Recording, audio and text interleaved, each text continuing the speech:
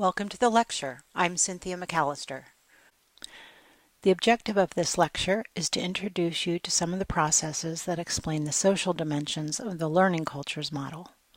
Recall in past lectures, I've stressed how social interactions are the medium in which higher-ordered thinking develops. We can't ignore the social world of the classroom. In fact, in order to maximize learning opportunities, we need to make the social world function in service of higher order thinking and learning. And the way we do this is through attention to how social norms in the classroom are secured and sustained. By the conclusion of this lecture, you should have a more solid understanding not only of why social norms are an important consideration, but how to make the norms of your classroom function to support your teaching and your students' learning. So, let me introduce you to an 11th grader named Sammy. He is a student in a high school classroom. He is a chronic low achiever and a behavior challenge for his teachers. One afternoon in his writing class, Sammy and I had a kind of run-in. I asked him to take part in a writing conference with me, and he refused. After several turns in our interaction, he finished up walking out of class without permission. The next day, I met with Sammy and the principal to discuss his actions. Sammy's demeanor was completely changed. This time he was responsive, attentive, and open-minded. I told him how impressed I was at his responsiveness in our meeting, but how puzzling his behavior was to me the previous day. What explains such a difference? So, I asked him, what's up with that? What prevented you from being receptive and open-minded to me yesterday? He responded, well, this is the first time we've done share, unison, 10-minute lessons. We're not used to that. I was just going with the flow. So I clarified. So you're not used to doing the formats, and that's what's causing you difficulty? So what's different? What is it you're not used to? Sammy explained. Well, we would sit down and the teacher would give us lessons like you see in the movies. So, Sammy makes an insightful point. So much of what we do, what our students do when they come to school, is based on memories of the past. It's expected of us in new situations. We've inherited school systems that are thousands of years old. The generations of people who came before us experienced school in consistent ways.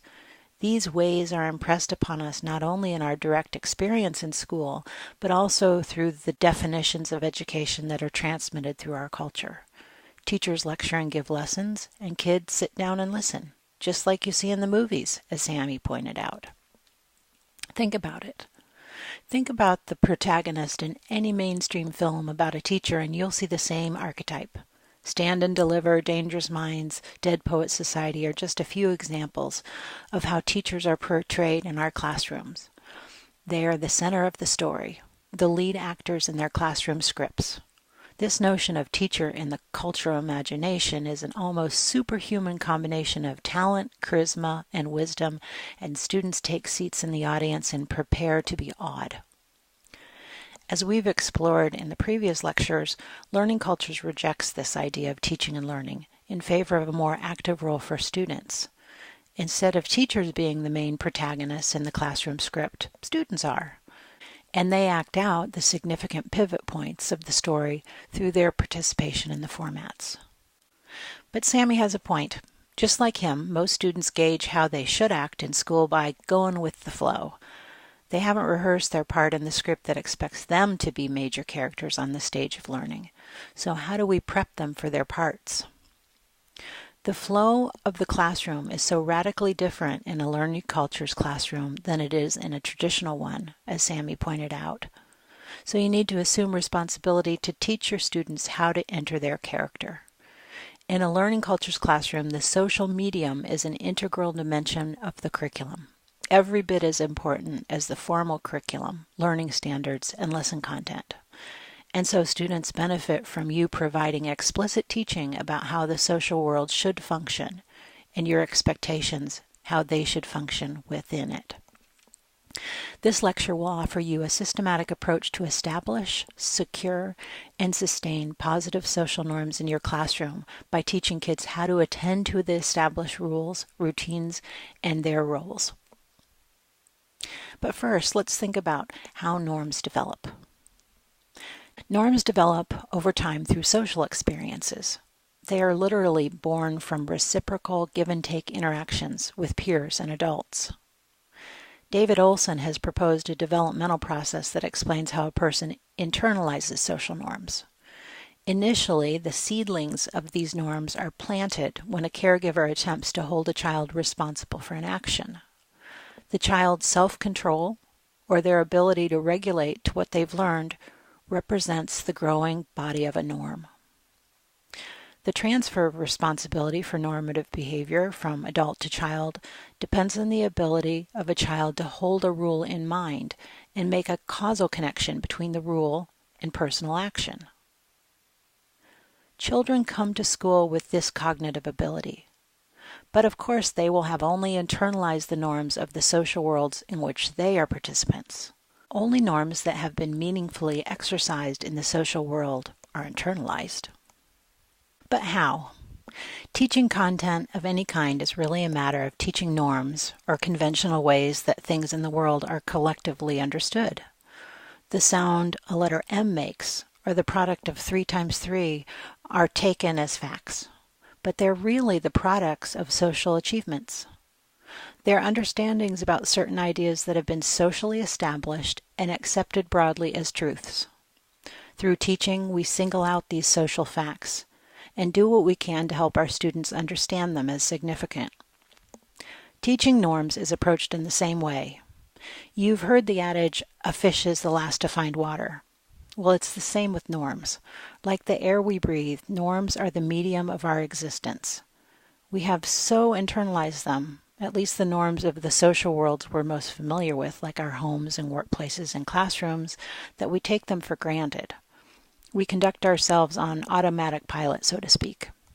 But teaching norms, just like teaching anything else that until a certain point has been overlooked, taken for granted, or unobservable, we lift it up for a moment of joint attention with our students and provide the opportunity for them to grasp this thing in a new light with new possibilities for its meaning. Teaching norms is only challenging because we're accustomed to just using them to navigate our days in the classroom. But you just have to develop a critical eye to help you know when, in a given situation, norms are a factor of concern, and you need to provide yourself the time and space to teach into the norms in question. So let's take a look at what you do when you do provide yourself the time and the space. Let's look at the role of social norms in the learning cultures classroom. Of course, norms have always been a feature of education. Students aren't strangers to the understanding that classrooms have rules that must be followed. The norms in a formal teacher-directed classroom are fairly straightforward. Sit where assigned, speak only when directed, do what you're told. Like you see in the movies, as Sammy pointed out. Most kids can adhere to the norms without much formal instruction, and those who can't are typically punished or disciplined, and then may or may not internalize norms in that way. Norms are dictated and enforced through teacher authority. They are typically learned and internalized through observation and imitation. So simple and obvious, they rarely need to be formally taught. Norms within the learning cultures classroom are approached differently. The learning cultures model complicates and expands the more simple view of classroom norms, so they need to be taught explicitly.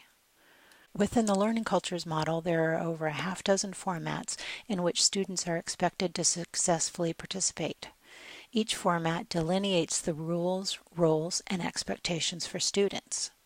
By participating in these practices, through adhering to the rules, students have opportunities to assume high levels of autonomy and independence and have the chance to exercise agency in their learning.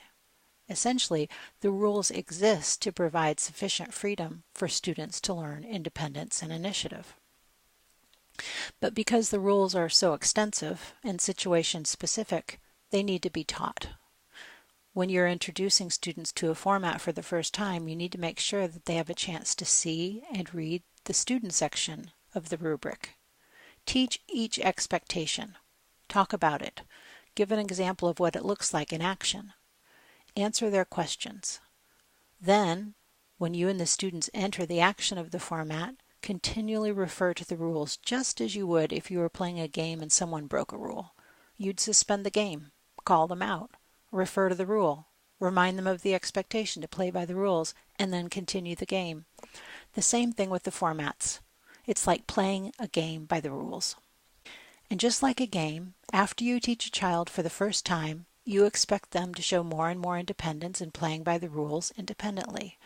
You want them to eventually be able to play the game by themselves without being dependent on you to officiate. It's the same with the formats. If the students are all taught the rules of the game, you can hold them accountable for holding one another accountable. The formats are like learning games. Kids need to learn the rules, and they need to learn to play by them. We hope that norms are internalized and that students adhere to them just because, like in any game, they want to play by the rules. Few kids ever want to be the rule breaker in a game, but some kids have deeply internalized the traditional authority dynamic of school situations, and it'll take them time and practice to internalize new norms. And then a smaller sample of these kids will have adapted in negative ways to the traditional norms through oppositional and defiant behaviors. School has been a different kind of game for them, a kind of kid versus authority contest where winning depends on showing up the teacher and saving face in front of peers. When you find yourself in a game with this kind of child, remember, play by the rules. Don't be tempted to suspend the game and play the teacher authority card. Refer to the rules. Hold the other kids in the format accountable to holding the rule breaker accountable, and stay in the game on equal terms.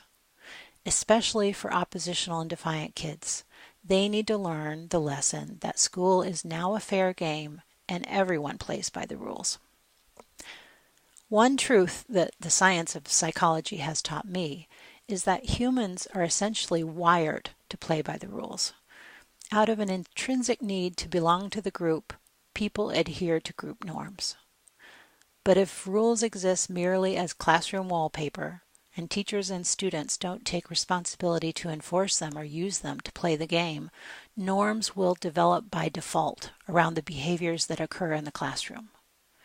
You need to take an assertive stance and use the rules to develop positive norms in your classroom learning culture.